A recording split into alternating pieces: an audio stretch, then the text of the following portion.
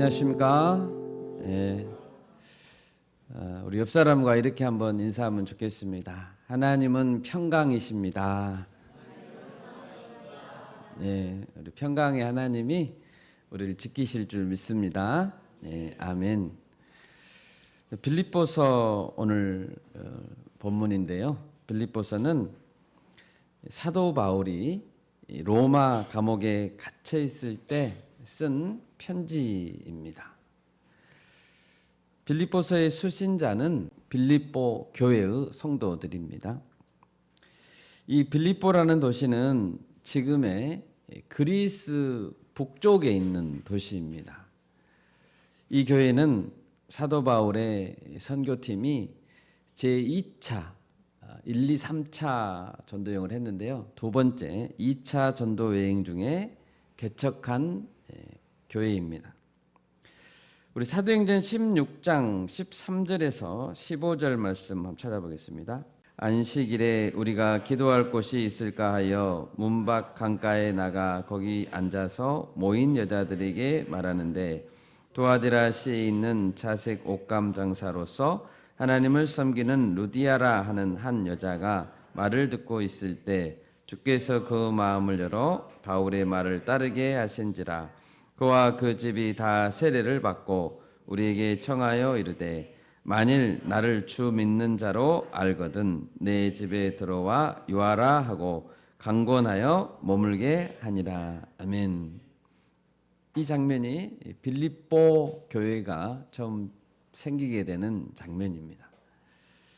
빌립보 교회의 첫 전도 열매는 루디아라는 자매님이었습니다.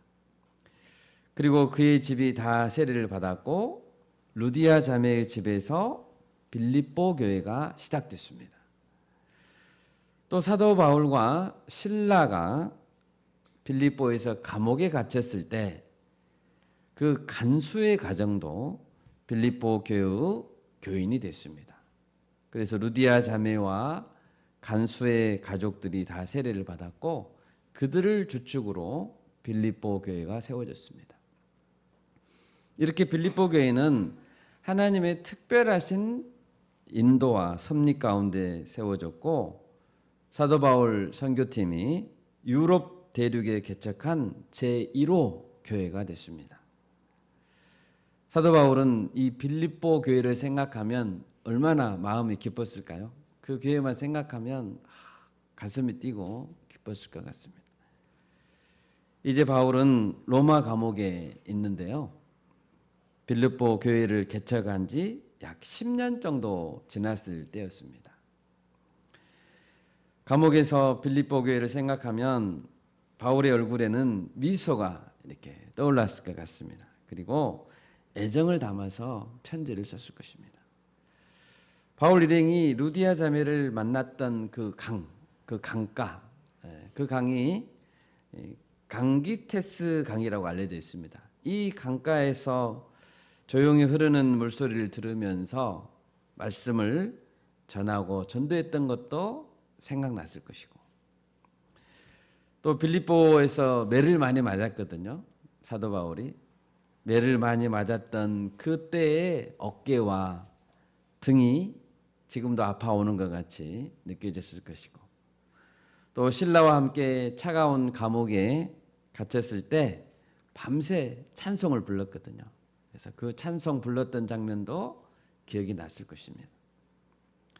바울은 그들을 생각할 때마다 감사가 넘쳤습니다.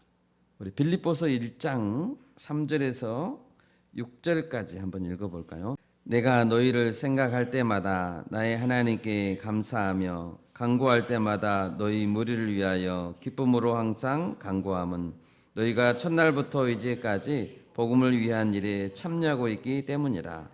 너희 안에서 착한 일을 시작하신 이가 그리스도 예수의 날까지 이루실 줄을 우리는 확신하노라. 아멘. 이렇게 빌립보 성도들을 생각했습니다. 어제 제가 어떤 전화를 한 통 받았습니다. 2주 전에 군대에 갔던 권모 형제에게서 걸려온 전화였습니다. 뭐 저에게뿐만 아니라 뭐 다른 분들에게 전화했을 텐데 감사했습니다.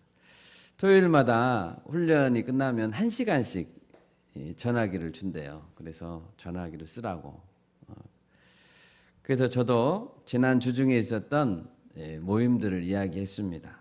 공동체가 모여서 교제했던 일, 또 성경 공부했던 일, 그리고 다음 주에는 사마리아 캠퍼스 기도회가 종강한단다. 이렇게 여러 가지 소식을 전해줬습니다. 또 그 권모 형제도 어떻게 훈련 받았고 이런 것들을 말해줬습니다.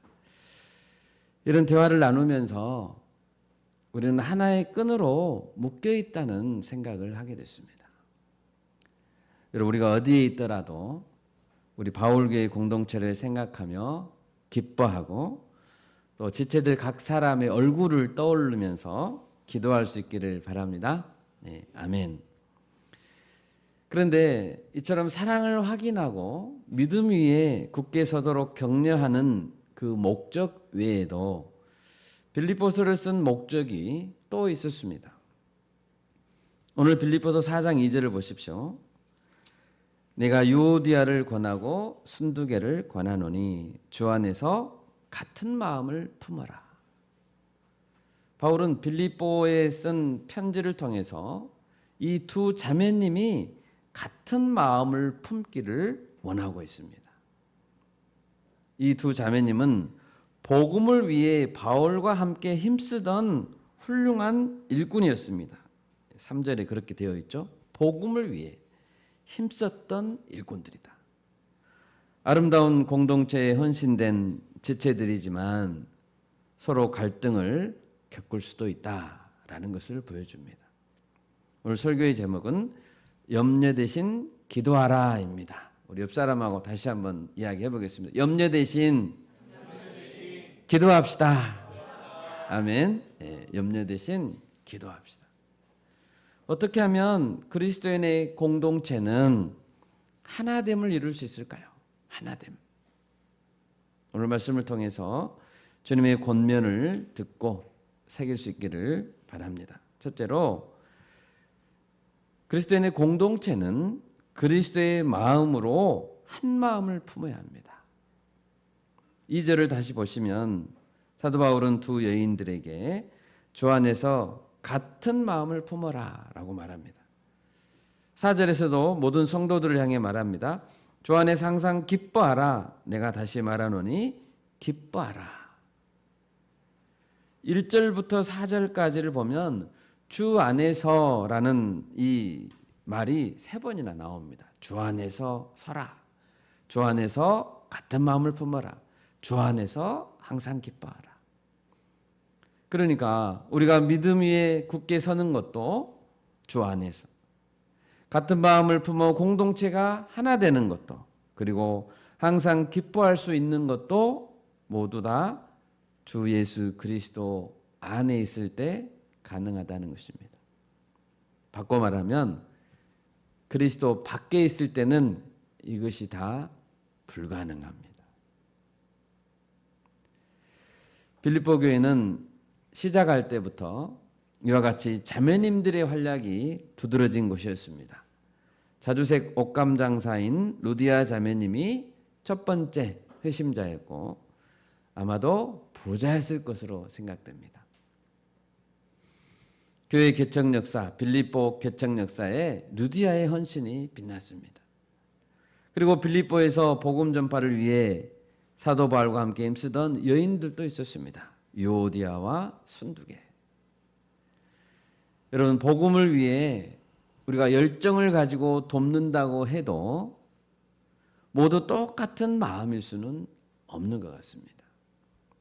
성격도 다르고 자라온 배경도 다르고 습관도 다르고 취향도 다 다르기 때문에 우리는 똑같을 수가 없습니다. 그러면 어떻게 이런 의견 대립과 갈등이 빚어질 때 우리는 해결해야 될까요? 우리는 예수님의 마음을 품어야 됩니다. 아멘. 빌립보서 2장 3절에서 5절, 2장 3절에서 5절, 아무 일이든지 다툼이나 허영으로 하지 말고 오직 겸손한 마음으로 각각 자기보다 남을 낮게 여기고 각각 자기 일을 돌볼 뿐더러 또한 각각 다른 사람들의 일을 돌보아 나의 기쁨을 충만하게 하라. 너희 안에 이 마음을 품으라. 곧 그리스도 예수의 마음이니. 아멘. 우리는 예수님의 마음을 품고 예수님을 닮아야 합니다. 예수님은 어떤 분이셨습니까? 원래 예수님은 근본 하나님의 본체이셨습니다. 그분 자체가 하나님이시라는 뜻이죠. 하나님과 동등한 분이라는 뜻입니다. 그런데 예수님은 하나님과 동등됨을 취할 것으로 여기지 아니하시고 오히려 자기를 비워서 종의 형체를 가지시고 사람들과 같이 되셨고 사람의 모양으로 우리 가운데 오셨고 죽기까지 하나님께 복종했습니다. 거룩하신 분, 죄가 하나도 없는 분이 죄인들을 위해서 죽었습니다. 창조주 하나님이 피조물을 위해서 죽었습니다. 이해할 수 없죠. 더 이상 비울 수 없을 만큼 비우셨습니다. 모든 것을 비웠습니다. 더 이상 겸손할 수 없을 만큼, 더 낮아질 수 없을 만큼 가장 바닥에까지 낮아지셨습니다. 그렇다면 유오디아와 순두개는 어떤 자세를 가져야 될까요? 예수님의 마음입니다. 바울은 여기에서 이 두 여인의 중재자로 어떤 한 사람에게 부탁하고 있습니다. 3절에 보면 멍에를 같이 한 네게 구한다 라고 했습니다. 네가 이 두 자매님을 좀 중재하고 권면해라. 정확한 이름은 나와 있지 않지만 사도 바울은 이 사람과 멍에를 같이 한 이 사람과 멍에를 같이 메어 보았습니다. 그리고 이 사람에게 중재할 것을 명하고 있습니다. 여러분, 갈등 관계를 해결할 수 있는 자는 어떤 자일까요? 그런 자는 복음을 위해서 멍에를 메본 사람입니다. 복음을 위해 멍에를 메는 것은 힘겨운 일입니다. 그런데 멍에를 메어보지 않는 사람은 고난당한 성도를 이해할 수 없기 때문에 갈등 관계를 해결할 수 없습니다. 그러니까 리더들은 다 멍에를 메야 합니다. 예수님은 마태복음 11장에서 나의 멍에를 메라 라고 말씀했습니다. 찾아보겠습니다. 마태복음 11장 28절에서 30절 말씀. 수고하고 무거운 짐진 자들아 다 내게로 오라. 내가 너희를 쉬게 하리라.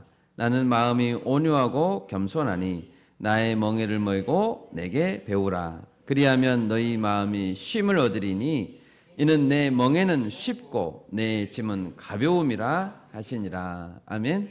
아멘. 여러분, 예수님이 누구신지 배우고 싶으시죠? 아멘. 예수님을 닮아가고 싶으십니까? 아멘. 그렇다면 예수님의 멍에를 예수님과 함께 나란히 서서 메어봐야 합니다. 멍에는 두 커플이 매는 거잖아요. 같이 세트로 매는 거죠. 육신으로는 무거운 멍에를 맬 때 힘들 수 있습니다.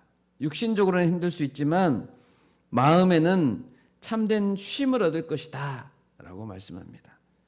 여러분, 참된 쉼은 어디에 있다고요? 멍에를 매는 데 있습니다. 멍에를 매야 참된 쉼이 있습니다. 만약 어떤 이유에서든지 공동체 안에 있는 멍에를 매지 않으려는 자가 있다면 그 사람은 예수님을 배울 수 없을 것이고 결코 마음의 쉼을 얻을 수 없을 것입니다. 우리 모두가 그리스도의 마음으로 한 마음을 품을 수 있기를 바랍니다. 아멘. 멍에를 매므로 쉼을 누리십시오. 아멘. 둘째로 오늘 본문에서 공동체가 하나 되려면 염려 대신 기도해야 된다라는 것을 알 수 있습니다. 우리 본문 6절을 보십시오.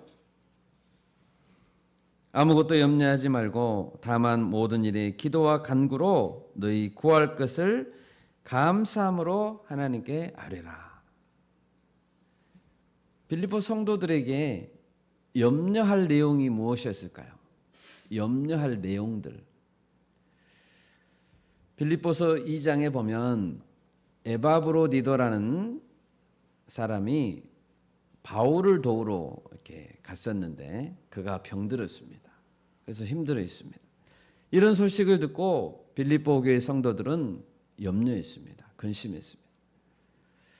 또 빌립보 교회를 세웠던 사도 바울은 지금 로마 감옥에 갇혀 있습니다. 염려되죠. 걱정됩니다. 또 날이 갈수록 그리스도인들에 대한 외부적인 박해는 심해집니다. 로마 제국이 박해를 하니까요. 염려가 됩니다. 또 이단과 거짓 복음 때문에 배교자들은 늘어갑니다. 그뿐입니까? 막연한 장래에 대한 개인적인 염려도 있고 또 재정적인 어려움, 가난함과 같은 현실적인 어려움들이 있었을 것입니다. 이런 복합적인 상황들은 모두가 근심과 염려의 이유였습니다. 그리고 불안과 좌절과 낙심을 가져왔습니다. 그런데 오늘 6절에 보면 염려하지 말라라고 말씀합니다.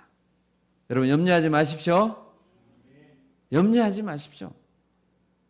왜 우리는 염려하지 말아야 됩니까?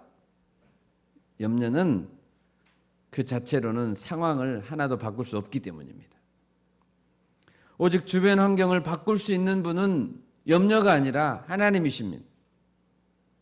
예수님은 염려하지 말라고 하시면서 너희 중에 누가 염려함으로 그 키를 한 자라도 더할 수 있겠느냐라고 말씀했습니다. 그러면서 무엇을 먹을까, 무엇을 마실까, 무엇을 입을까 염려하지 말라고 했습니다. 염려한다고 해서 먹을 것, 마실 것, 입을 것이 생기지 않기 때문입니다. 여러분 이런 현실적인 우리의 필요들 필요합니다. 현실적인 필요들은 어디에서 생겨납니까? 예수님은 말씀하십니다. 너희 하늘 아버지께서 이 모든 것이 너희에게 있어야 할 줄을 아시느니라.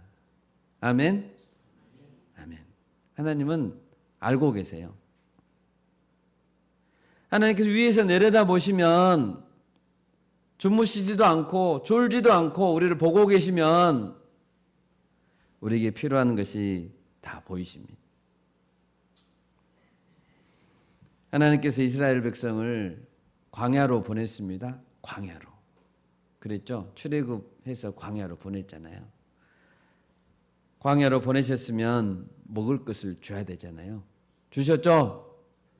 하늘에서 만나를 주셨습니다. 광야로 보내고 먹을 것은 너희들 알아서 해라. 이러지 않으셨어요. 날마다 만나를 주셨습니다. 여러분 하늘에서 내려오는 매일 내려오는 만나를 경험하고 싶으십니까? 아멘? 광야로 가십시오. 만나를 경험하고 싶으시면 광야로 가셔야 합니다. 광야가 아니면 만나를 경험할 수 없습니다. 우리는 매일의 현실적인 필요 때문에 염려할 필요가 없습니다. 그러면 염려 대신 우리는 무엇을 해야 합니까? 우리는 기도해야 합니다. 기도해야 되는 이유는 예수님의 명령이기 때문입니다. 예수님은 염려하지 말고 먼저 그의 나라와 그의 의를 구하라 라고 했습니다. 염려할 시간에 우리는 주님의 나라와 의를 위해서 기도해야 합니다. 그렇게 할 때 염려는 사라지게 될 것이고 공동체는 하나 될 것이고 하나님의 도우심을 경험할 것입니다. 사도 바울과 바나바가 제1차 전도여행을 갈 때, 첫 번째 전도여행을 갈 때 마가라는 청년을 데리고 갔습니다. 마가. 그런데 이 마가가 중간에 힘들었던지 전도여행을 포기하고 안디옥으로 원래 있던 파송했던 교회로 돌아가 버렸습니다. 그리고 시간이 지나서 이제 2차 두 번째로 전도 여행을 가려고 했을 때 바울과 바나바는 마가를 또 데리고 가야 되느냐, 데리고 가지 말아야 되느냐 문제로 갈등이 생겼습니다. 심히 다퉜습니다. 바나바는 마가를 데려가자라고 했고 바울은 반대했습니다. 결국 바울과 바나바는 갈라섰습니다. 그런데 중요한 것은 이 두 사람 모두 결국 그의 나라와 그의 의를 구하는 자들이었다는 사실입니다. 그래서 바울의 마지막 편지인 디모데후서에는 바울이 마가를 보고 싶어 했다는 것을 알 수 있습니다. 찾아볼까요? 디모데후서 4장 9절에서 11절입니다. 너는 어서 속히 내게로 오라. 데마는 이 세상을 사랑하여 나를 버리고 데살로니가로 갔고 그리스게는 갈라디아로 디도는 달마디아로 갔고 누가만 나와 함께 있느니라. 네가 올 때에 마가를 데리고 오라. 그가 나의 일에 유익하니라. 아멘. 네가 올 때에 마가를 데려와라. 난 마가를 너무 보고 싶다. 지금 자신의 죽음이 얼마 남지 않는 것을 직감하고 있잖아요. 예, 사도 바울이 보고 싶어하는 사람이 누구였어요? 마가였어요. 그리고 디모데였죠. 여러분 우리가 먼저 그의 나라와 그의 의를 구하려고 할 때 하나님의 사역에 모두 다 유익한 자가 된다는 것을 믿습니다. 아멘. 모두 다 유익한 자들. 우리 옆에 있는 분들에게 이렇게 한번 바라보면서 이야기할까요? 내 옆에 있어줘서 고마워. 옆에 있어줘서 너무 고맙습니다. 다 동역자입니다. 또 다른 사례를 들어볼까요? 사도 베드로와 요한은 예수님의 핵심 제자였습니다. 그런데 그들은 경쟁자였습니다. 요한은 늘 앞에 나서기를 좋아하는 수제자 베드로가 신경 쓰였습니다. 베드로는 늘 예수님 곁에 딱 붙어서 사랑을 독차지하는 것 같아 보이는 요한이 항상 신경 쓰였습니다. 그들은 넘버 2를 놓고 경쟁했습니다. 요한복음 21장에서도 베드로는 요한을 의식했습니다. 지금 부활하신 예수를 만나는 자리잖아요. 그런 자리에서도 요한이 신경 쓰였습니다. 요한복음 21장 21절에 보면 베드로는 먼 발치에 있는 요한을 보면서 예수님께 물었습니다. 주님, 이 사람은, 그러니까 요한이죠. 요한을 보면 이 사람은 어떻게 되겠습니까? 그런데 이때 예수님은 말씀했습니다. 내가 올 때까지 그를 요한을 머물게 하고자 할지라도 네게 무슨 상관이냐? 너는 나를 따르라 라고 했습니다. 베드로야, 너는 요한이 나중에 어떻게 될지에 대해서 내게 묻지 마라. 요한은 요한이고 너는 너야. 너는 나를 바라보고 나를 따르기만 하면 돼. 먼저 그의 나라와 그의 의를 구하면 돼. 베드로는 이 말씀을, 예수님 말씀을 마음에 새겼습니다. 그리고 사도행전의 초대교회 역사를 보면 베드로와 요한은 늘 같이 붙어 다녔습니다. 훌륭한 동역자가 됐습니다. 기도하러 성전에 갈 때도 같이 올라갔고 기적도 함께 같이 행했습니다. 여러분, 유오디아와 순두계가 이 자매님들이 서로 다른 스타일을 인정하고 오직 먼저 그의 나라와 그의 의를 구한다면 너무나도 좋은 동역자가 될 수 있습니다. 여러분, 우리는 왜 염려하지 말고 기도해야 됩니까? 기도할 때 하나님이 우리에게 평강을 주시기 때문입니다. 특히 우리가 감사함으로 하나님께 아뢰는 것이 중요합니다. 또 그것이 마음을 지켜준다는 사실을 잊지 말아야 됩니다. 잠언 4장 23절에 보면 이런 말씀이 있습니다. 모든 지킬 만한 것 중에 더욱 내 마음을 지켜라. 생명의 근원이 이에서 남이니라. 우리 마음을 지켜야 됩니다. 잠언 14장 29, 30절도 제가 읽겠습니다. 노하기를 더디하는 자는 크게 명철하여도 마음이 조급한 자는 어리석음을 나타내느니라. 평온한 마음은 육신의 생명이나 시기는 뼈를 썩게 하느니라. 우리는 무엇보다도 마음을 지켜야 됩니다. 평온한 마음, 평강의 마음. 여러분, 이런 평강은 어디에서 올까요? 이 마음들은 예수님이 주십니다. 아멘. 우리가 수련해서 평강하게 되는 게 아니고 명상해서 되는 게 아니고 예수님이 주셔야 됩니다. 한 번은 예수님께서 이제 아버지께로 내가 올라가겠다라고 말씀하시자 제자들은 불안했습니다. 예수님이 가버리시다니. 이때 예수님 말씀하십니다. 너희는 마음에 근심하지 말라. 하나님을 믿으니 또 나를 믿으라 라고 했습니다. 우리 요한복음 14장 27절 찾아보겠습니다. 평안을 너희에게 끼치노니 곧 나의 평안을 너희에게 주노라. 내가 너희에게 주는 것은 세상에 주는 것과 같지 아니하니라. 너희는 마음에 근심하지도 말고 두려워하지도 말라. 아멘. 나의 평안을 너희에게 주노라. 예수님의 평안을 받아야 됩니다. 세상에 주는 것과 같지 않다고 했습니다. 여러분, 세상도 우리에게 평안을 준다고 말합니다. 평안을 주는 음악 유튜브에 쳐보세요. 얼마나 많이 나오는지. 그런 음악 들으면 평안해질까요? 그렇지 않습니다. 세상은 우리에게 책임져 준다고 약속합니다. 그러나 책임져 주지 못합니다. 세상에 주는 안정감, 세상에 주는 안락함, 또는 세상 사람이 주는 안락함, 세상에 주는 보장은 우리에게 평안이 될 수 없습니다. 여러분, 세상 사람을 의지해 보십시오. 평안을 줄 수 없습니다.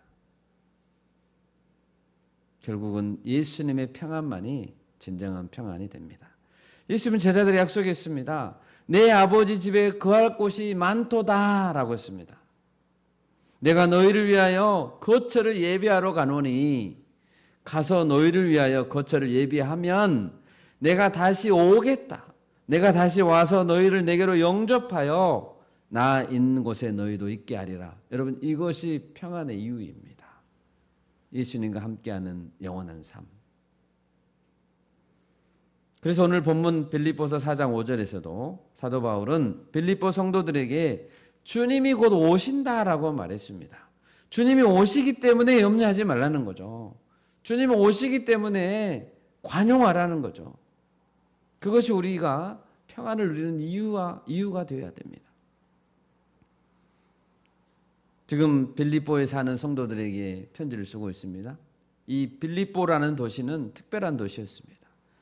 빌립보에 사는 시민들은 로마 제국 내에서 로마 시민권자와 같은 동등한 지위와 혜택을 누렸습니다. 뭐 세금이랄지 이런 것들. 그래서 빌립보에 사는 사람들은 나는 빌립보 시민이라는 자부심이 대단했습니다. 하지만 사도 바울은 빌립보에 사는 성도들에게 우리의 시민권은 하늘에 있다라고 강조했습니다. 빌립보서 3장 20절이죠. 우리의 시민권은 하늘에 있다.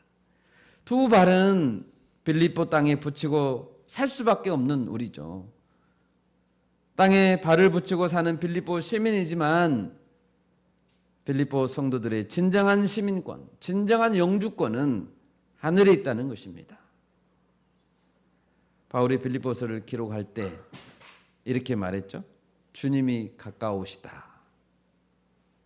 빌립보서를 기록할 때도 주님이 가까우셨으면 지금은 얼마나 더 주님이 가까울까요? 아버지 집에 우리가 거할 곳이 많은 것을 믿습니다. 아멘. 염려하지 말고 기도합시다. 먼저 주의 나라를 구하고 주님 안에서 평강을 누립시다. 마지막 셋째로 오늘 본문에서 사도 바울은 진리를 생각하고 배운 말씀대로 행하라 라고 말합니다. 그래야 공동체가 하나가 될 수 있다. 마지막으로 권면하는 것, 끝으로 하면서 말하죠. 생각하라는 것이죠. 뭔가를 생각하라. 우리는 뭔가를 생각해야 될까요? 8절을 보십시오. 8절을. 무엇에든지 참되며 무엇에든지 경건하며 무엇에든지 오르며 무엇에든지 정결하며 무엇에든지 사랑받을 만하며 무엇에든지 칭찬받을 만하며 무슨 덕이 있든지 기림이 있든지 이것들을 생각하라는 거죠. 우리는 계속 생각하는 사람들입니다. 생각하는 존재들입니다. 그럼 무엇을 생각해야 될까요? 사람은 그 마음에 무엇으로 심든지 그대로 거둔다고 했습니다. 마음에 심는 것입니다. 생각은 마음에 심는 작업입니다. 우리가 매일 무엇을 보는가? 여러분 무엇을 매일 보신가요? 무엇을 듣는가는 매우 중요합니다. 자기의 육체를 위하여 심는 자는 육체로부터 썩어질 것을 거둘 것이고 성령을 위하여 심는 자는 성령으로부터 영생을 거둘 것입니다.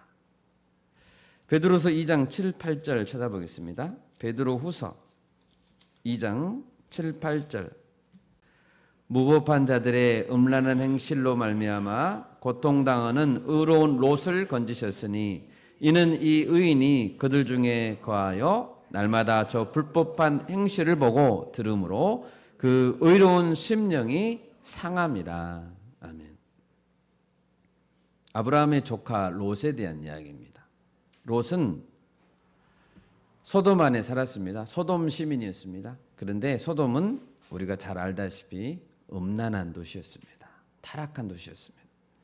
그러다 보니 날마다 소돔 거리를 걸으면서 보고 듣는 것이 무법한 자들의 음란한 행실이었습니다. 롯은 날마다 고통을 당했습니다. 그들 중에 거하며 소돔 안에 거하며 날마다 불법한 행실을 보고 들으므로 그 의로운 심령이 손상을 당했습니다. 불법한 행실을 보고 들으면 여러분 우리는 다칩니다. 우리 마음이 다치는 거예요. 손상당합니다. 상처를 입습니다. 우리는 지금 모두 소돔성에 버금가는 현대판 소돔 가운데 살아가고 있습니다. 온 세상이 통째로 소돔이 됐습니다.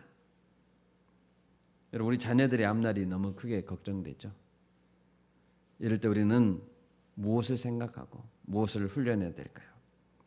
날마다 보고 듣는 것 중에서 음란하고 불법한 행실이 있다면 그것을 우리는 최소화해야 합니다.